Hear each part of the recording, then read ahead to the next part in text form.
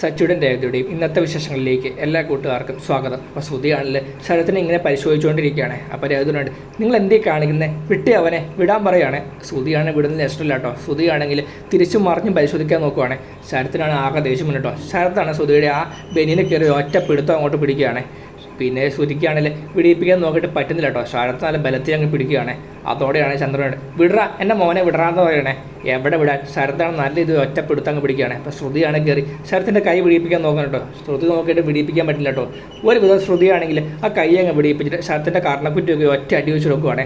അതോടെയാണെങ്കിൽ ശരത്താണെങ്കിൽ നമ്മുടെ നേരെ രേവതിയുടെ നേരെ നോക്കുവാണ്. അപ്പോൾ രേവതി അങ്ങനെ ചോദിക്കുക, എന്തിനാ നീ എൻ്റെ അനിയനെ അടിച്ച്, അതിന് മാത്രം ഇപ്പോൾ എന്താ സംഭവിച്ചത്, പിന്നെ എൻ്റെ ഭർത്താവിൻ്റെ ഷർട്ടേ കയറി പിടിച്ച് ഞാൻ നോക്കിക്കണമെന്ന് ചോദിക്കുകയാണേ. പിന്നെ ഷർട്ടേ കയറി പിടിച്ച് ചുമ്മാതെന്നല്ലോ, അയാൾ എന്താ കാണിച്ചത്, അയാൾ ആവശ്യത കാര്യങ്ങൾ കാണിച്ചുകൊണ്ടല്ലേ അവൻ അങ്ങനെ ചെയ്തത്, അല്ലാതെ എന്തുകൊണ്ടാണ് നീ അവളെ അടിച്ചതെന്ന് ചോദിക്കുകയാണേ. അതോടെയാണെങ്കിൽ ശ്രുതിക്കാണ് ഒന്നും മിണ്ടാൻ പറ്റത്തില്ല കേട്ടോ. പെട്ടെന്നാണെങ്കിൽ ചന്ദ്ര കയറി പറയുന്നത് കേട്ടോ, നീ എന്താ അവളെ പേടിപ്പിക്കുകയാണോ, അവളടിച്ചതേ അവളുടെ ഭർത്താവിനെ പിടിച്ച് അടിക്കാൻ നോക്കി ശ്രമിച്ചുകൊണ്ടാണ് നിൻ്റെ അനിയനാണെങ്കിൽ. എൻ്റെ ശ്രുതി നീ എന്താണ് നോക്കിക്കൊണ്ടിരിക്കുന്നത്, ഈ കള്ളനൊക്കെ എന്തിനാണ് വെച്ച് പറപ്പിച്ചുകൊണ്ടിരിക്കുന്നത്, പിടിച്ച് പുറത്താക്കണമെന്ന് പറയുകയാണേ. അത് കേട്ടോടെ ശ്രുതിയാണെങ്കിൽ ശരത്തിനെ വീണ്ടും പിടിച്ചാണെങ്കിൽ പുറത്തേക്ക് തള്ളാൻ നോക്കുവാണേ. അപ്പോൾ ശരത്താണെങ്കിൽ എന്നെ വിടാൻ പറയുന്നു കേട്ടോ. അപ്പോൾ രേവതിനുണ്ട് നിങ്ങൾ എന്തേ കാണിക്കുന്നത്, അവനെ വിടാൻ പറയുന്നു കേട്ടോ. രേവതി പറഞ്ഞിട്ട് പിടിച്ചിട്ടൊന്നും നിൽക്കുന്നതും കൂടി ഇല്ല കേട്ടോ. ശ്രുതിയാണെങ്കിൽ ശരത്തിനെയാണെങ്കിൽ കോളറെ പിടിച്ചുകൊണ്ട് തന്നെ ഒന്ന് പുറത്തേക്ക് വലിച്ചങ്ങ് എറിയുകയാണ്. ഇപ്പോൾ എറിയുമ്പോൾ ശരത്താണ് പെട്ടെന്നാണ് വീഴാൻ പോവുക. അപ്പോൾ ഈ സമയത്താണെങ്കിൽ നമ്മുടെ സച്ചിയും ശ്രീയും അങ്ങോട്ട് വരുവാണ്. അപ്പോൾ ശരത്ത് വീഴാൻ പോകുമ്പോൾ സച്ചിയാണെങ്കിൽ അങ്ങോട്ട് പിടിക്കുകയാണ്. സച്ചി പിടിച്ച് ചോദിക്കുക, എന്താ പറ്റിയത്, നിൻ്റെ മുഖം എന്താ വയ്യാതിരിക്കുന്നതെന്ന് ചോദിക്കുകയാണ്. അപ്പോൾ സ്ത്രീയും ചോദിക്കുക, എന്താ അവിടെ സംഭവിച്ചതെന്ന് ചോദിക്കുകയാണ്. അപ്പോഴാണ് സ്ത്രീ നോക്കുമ്പോൾ എന്താ അകത്ത് ഇങ്ങനെയാണെങ്കിൽ ആ നമ്മുടെ ശരത്തിൻ്റെ ബാഗ് കിടക്കുന്നതാണ്. ബാഗും പുസ്തകം എല്ലാം നിലത്ത് ഇങ്ങനെ ചിന്നിച്ചിതറി കിടക്കുവാണല്ലോ. അപ്പോൾ അത് കണ്ടപ്പോഴാണ് സ്ത്രീ ചോദിക്കുക, അല്ല നിൻ്റെ ബാഗ് എന്താ ഇവിടെ ഇങ്ങനെ നിലത്ത് കിടക്കുന്നതെന്ന് ചോദിക്കുകയാണ്. അപ്പോഴാണ് രേവതി പറയുന്നത് കേട്ടോ, എല്ലാം ഇങ്ങേരാണെങ്കിൽ ശരത്താണെങ്കിൽ കള്ളനാണെന്ന് പറഞ്ഞുകൊണ്ട് പരിശോധിക്കുകയായിരുന്നു. അവൻ്റെ ബാഗ് മൊത്തം പരിശോധിച്ചിട്ട് അവനെ പുറത്തേക്ക് തള്ളിയിട്ടാന്ന് പറയുകയാണെ. അത് കേട്ടോടെ സച്ചിക്കാണ് ആകെ ദേഷ്യം വരിക. സച്ചി പറയുകയാണെ, എന്താ അവിടെ നടക്കുന്നതെന്ന് ചോദിക്കുകയാണെ. നടക്കുന്നത് എന്തായാലും മനസ്സിലായില്ലേ, ഈ കള്ളനെയൊക്കെ വീട്ടിൽ കയറ്റി കഴിഞ്ഞാൽ പിന്നെ എനിക്ക് പിന്നെ ഈ കള്ളൻ്റെ കുടുംബത്തിനല്ലേ പെണ്ണ് കിട്ടുള്ളൂ, നല്ല ഒന്നാമത്തെ അന്തസ്സുള്ള കുടുംബത്തിനാണ് പെണ്ണ് വെട്ടിയേക്കുന്നതെന്ന് പറയുകയാണെ. അപ്പോൾ അത് കേട്ട് സച്ചി പറയുന്നത് കേട്ടോ, ഞാൻ കിട്ടിയതിൽ അന്തസ്സുള്ള കുടുംബത്തിന് തന്നെയാണ്. അതിന് ഇതിപ്പോൾ പഴയ ബൈക്കിൻ്റെ കഥയല്ലേ, ആ കഥ അവിടെ തീർന്നതാണ്. അച്ഛൻ വിളിച്ച് എന്നോട് എല്ലാ കാര്യം പറഞ്ഞായിരുന്നു, ഇവിടെ പോലീസ് വന്ന കാര്യം എല്ലാം, പിന്നെ അത് അവിടെ ഞാൻ തീർത്ത കഥയാണ്. പിന്നെ ഈ കഥ ഇപ്പോൾ ഇവിടെ എടുത്തിട്ട് ആരാന്ന് ചോദിക്കുകയാണെ. അത് കേട്ടോടെ ഇവർക്കാണെങ്കിൽ ഒന്നും മിണ്ടാൻ പറ്റില്ല. ഇപ്പോഴാണെങ്കിൽ ശ്രുതിയാണെങ്കിൽ പറയുന്നത് കേട്ടോ, അമ്മ എന്തിനാണ് ഇവനോട് സംസാരിച്ചുകൊണ്ടിരിക്കുന്നത്, ഇവൻ ഒന്നാമതൊരു കുടിയനും പൊട്ടനുമൊക്കെയാണ്, ഇവനോട് സംസാരിക്കുന്നതൊക്കെ സംസാരിക്കാതിരിക്കാൻ നല്ലതെന്ന് പറയുകയാണ്. അല്ലെങ്കിൽ പിന്നെ ഇവനൊക്കെ കള്ളൻ്റെ ഫാമിലിനല്ല വേറെ എവിടെ നിന്ന് പെണ്ണ് കിട്ടാനെന്ന് ചോദിക്കുകയാണ്. അത് കേട്ടോടെ സച്ചി ചോദിക്കുക, ഓ ഭയങ്കര നല്ലവനായിട്ടുള്ള ആളിവിടെ നിൽക്കുന്നുണ്ടല്ലോ, നീ അല്ലടാ ലോക ഫ്രോഡ്, നിന്നെ ലോക ഫ്രോഡെന്ന് വിളിച്ചു കഴിഞ്ഞാൽ അത് തന്നെ നാണക്കേട്. സത്യം പറഞ്ഞു കഴിഞ്ഞാൽ നീ ഈ വീട്ടിൽ കള്ളത്തരം മാത്രം കാണിക്കാൻ വേണ്ടി നിൽക്കുന്നത്. ഇതേ പൗഡർ എടുത്ത് ഒരു കാര്യം മനസ്സിലായിരിക്കും, ഇവൻ്റെ കയ്യിലേ കുറേ ഡിഗ്രികളുടെ കാർഡുണ്ട്, ആ ഡിഗ്രിയുടെ പുറത്ത് ചേർക്കാത്ത കുറേ കാര്യങ്ങളുണ്ട്, വേറെ ഒന്നുമല്ല ആ മോഷ്ടിച്ച കള്ളത്തരങ്ങൾ. ഇനി എന്തൊക്കെയാണ് സംഭവിക്കാൻ പോകണമെന്ന് കണ്ടറിഞ്ഞോ. എടാ ശരത്തെ, നീ എന്തുവാടാ ഇവൻ നിന്നെ തല്ലാൻ നോക്കിയപ്പോൾ കൈ കേട്ട് നോക്കിയിരിക്കുമായിരുന്നോ, ഇവൻ തിരിച്ചു കണ്ടിട്ട് കൊടുക്കാൻ പറ്റില്ലായിരുന്നോ, ഇവൻ വേറൊരു വാഴയെന്ന് പറയുകയാണേ. അത് കേട്ടോടെയാണെങ്കിൽ നമ്മുടെ ചന്ദ്ര ചോദിക്കുക, എന്താടാ നീ എൻ്റെ മോനെ അടിക്കാൻ വേണ്ടി അവനോട് ഇപ്പോൾ ഉപദേശിച്ചു കൊടുക്കുകയാണെന്ന് ചോദിക്കുക. ഉപദേശിച്ചു കൊടുക്കുകയല്ല, ഇവൻ്റെ കണ്ട് പൊട്ടിക്കാൻ വേണ്ടെന്ന് പറയുകയാണേ. അവൻ പൊട്ടിക്കാൻ നോക്കി, അവനെ ശ്രുതിയുടെ കയ്യിൽ നിന്ന് നല്ല രീതിയിൽ ഒന്ന് കിട്ടി. ശ്രുതി നീ ഇവൻ തല്ലിയോന്ന് ചോദിക്കുകയാണേ. അതോടെയാണെങ്കിൽ ശ്രുതിയാണെങ്കിൽ ആകെ പേടിച്ചിരിക്കുകയാണ്. അത് പിന്നെ ഞാൻ തല്ലി, എൻ്റെ ഭർത്താവിൻ്റെ ഷർട്ടേ കയറി പിടിച്ചതല്ലാന്ന് നോക്കി കഴിഞ്ഞാൽ പിന്നെ ഞാൻ കൈയും കെട്ടി നോക്കിക്കണമെന്ന് ചോദിക്കുകയാണ്. അപ്പോൾ ശരത്ത് പറയുന്നത്, സച്ചേട്ടാ അങ്ങനെയൊന്നുമല്ല, ഇയാളാണെങ്കിൽ എന്നെയാണ് ഒരുപാട് ഉപദ്രവിച്ചു, അപ്പോൾ ഞാൻ തടയാൻ വേണ്ടി ആ ബനിയനെ കയറി പിടിച്ചതെന്ന് പറയുകയാണ്. അത് കേട്ടോടെയാണ് സച്ചിക്കാണ് അങ്ങോട്ട് കലി കയറുവാണ്. സച്ചി ചോദിക്കുക, നിനക്കൊക്കെ കുറച്ച് വിവരം ഉണ്ടോടാ, നീയൊക്കെ വലിയ പഠിപ്പിച്ച് പഠിച്ചല്ലേ, അതിൻ്റെ ആയിട്ട് ഒരു ചെറിയൊരു വിവരം അതെങ്കിലും കാണിച്ചുകൂടെ, നിന്നെയൊക്കെ എന്താ വിളിക്കണ്ടേ, നീയൊക്കെ കള്ളന് കഞ്ഞി വെച്ചവൻ. അത് കേട്ടോടെ ചന്ദ്രവാനുടെ മോളെ ശ്രുതി നീ പോലീസിനെ വിളിക്കടി, പോലീസിനെ വിളിച്ചു കഴിഞ്ഞാൽ പോലീസ് നമ്മളെ കൊണ്ടുപോകുള്ളൂ പറയാം. അത് കേട്ടോടെ സച്ചുരൻ ആണോ, എന്നാൽ പിന്നെ വിളിക്ക് പെട്ടെന്നാട്ടെ. പക്ഷെ കൊണ്ടുപോകാൻ പോണേ ഇവനെ അയക്കില്ല, ശരത്തിനെ അയക്കില്ല, നിൻ്റെ ഭർത്താവായിട്ട് നിൽക്കുന്ന ഈ പേരും കള്ളനെ ആയിരിക്കും പോലീസ് കൊണ്ടുപോകാൻ പോണേ. ഇത് എൻ്റെ ബൈക്ക് മോഷ്ടിച്ച കേസല്ലേ, ആ കേസ് പണ്ടേ ഞങ്ങൾ ഒത്തുതീർപ്പാക്കിയതാണ്, അത് അവിടെ കൊണ്ട് തീർന്നു. പക്ഷേ ഇവിടെ വേറൊരു കേസ് തീർക്കാതെ ഉണ്ടല്ലോ, 50 ലക്ഷം മോഷ്ടിച്ചുകൊണ്ട് പോയ ഇവനാണല്ലേ വീട്ടിൽ ഏറ്റവും വലിയ കൊടുങ്കള്ളൻ. അങ്ങനെയുള്ള ഇവനെ അങ്ങനെ വെറുതെ വിട്ടാൽ ശരിയാവില്ലോ. ഇപ്പോൾ പോലീസ് ഇവിടെ അന്വേഷിച്ച് വന്നത് ഇവൻ കൊടുത്ത പരാതിയുടെ പേരിലല്ലേ.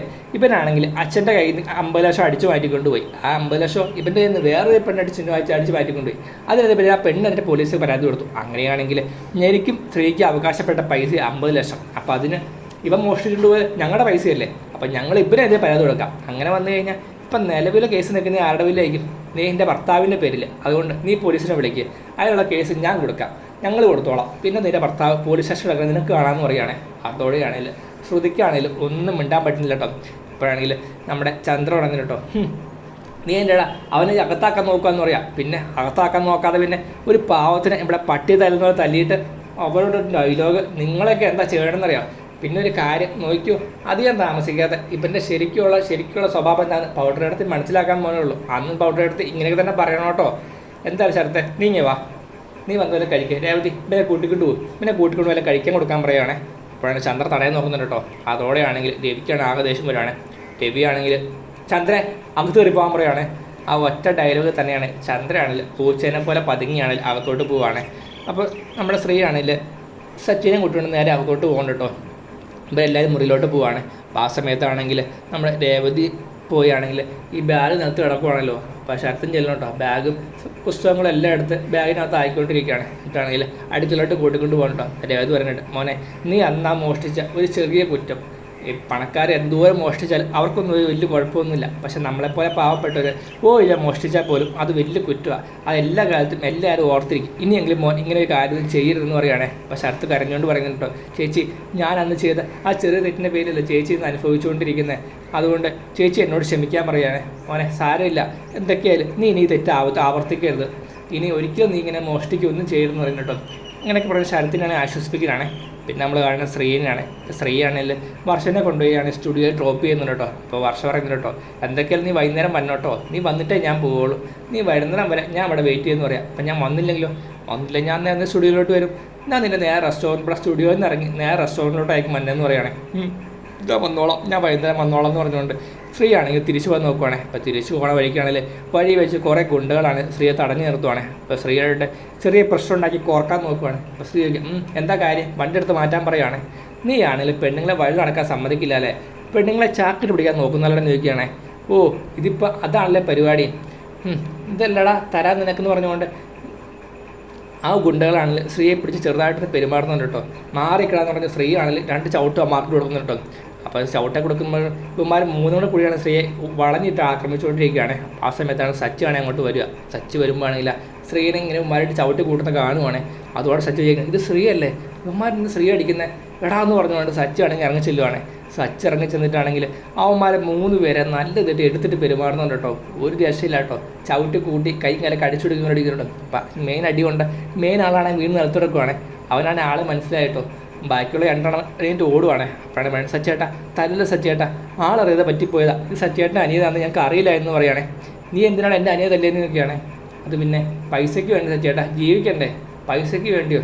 അത് സച്ചേട്ടാ ഒരു കൊട്ടേഷൻ തന്നാ, ആ കൊട്ടേഷനാ ഞങ്ങൾ സ്ത്രീയെ തല്ലാൻ വേണ്ടി വന്നതെന്ന് പറയുകയാണെ. ഇവനും തല്ലാൻ കൊട്ടേഷനോ, ആരടാന്ന് ചോദിക്കുകയാണെ. അത് ആ മധുസൂറിന ആ ഗതാഗത വകുപ്പിലുള്ള അയാളാന്ന് പറയുകയാണെ. അപ്പോൾ അതിന് അമ്മാരനെ വിട്ടടിച്ച് പോവുകയാണെ. അപ്പോഴാണെങ്കിൽ സ്ത്രീ പറയുന്നു, സ്ത്രീക്ക് കാര്യം മനസ്സിലായിട്ടോ എവിടെ നിന്ന് അടി വന്ന് വഴിയെന്നൊക്കെ. സച്ചി സ്ത്രീയോട് ചോദിക്കുന്നുണ്ട്, എടാ നിനക്ക് വല്ലതും പറ്റിയോ, സത്യം പറ, നീ അച്ഛൻ്റെ പ്രശ്നത്തിൽ ഇടപെട്ടോ, അതുകൊണ്ടാണ് അയാൾ നിന്നെ തല്ല ആളെ വിട്ടെന്ന് ചോദിക്കുകയാണെ. ഇല്ല സത്യേട്ടാ അങ്ങനെയൊന്നും ഇല്ലയെന്ന് പറയുകയാണെ. പിന്നെ അയാൾ നിന്നെ തല്ല ആൾ വിട്ട് എന്തിനാ, എന്തൊക്കെയായാലും അയാൾ നിങ്ങളുടെ അച്ഛനോടുള്ള ദേഷ്യം നിന്നോട് തീർക്കാൻ നോക്കിയില്ലേ, അങ്ങനെ അയാൾ വെറുതെ വിട്ടാൽ ശരിയാവില്ല, ഇതിനിപ്പോൾ തന്നെ മറുപടി നോക്കണമെന്ന് സച്ചിയാണ് പോകാൻ നോക്കുവാണേ. അപ്പോൾ സ്ത്രീയാണ് സച്ചി തടയുന്നുണ്ടോ, സച്ചേട്ടാ പോവല്ലെന്ന് പറയുന്നുണ്ടോ, നീ അങ്ങ് മാറിയിരിക്കുക, ഇതിനുള്ള മറുപടി ഇപ്പോൾ കൊടുക്കണം. സച്ചിയാണ് നേരെ മധുസൂദൻ്റെ വീട്ടിലേക്ക് ഇല്ലുവാണ്. ഈ സമയത്ത് മധുസൂദനാണെങ്കിൽ ആകെയാണെങ്കിൽ ടെൻഷൻ അടിച്ച് നിൽക്കുവാണ്. ഇപ്പോൾ എന്തൊക്കെയായാലും ഞാൻ ആരാന്ന് അവന് ശരിക്കും മനസ്സിലാക്കണം, ആ രവീന്ദ്രൻ്റെ മകന്.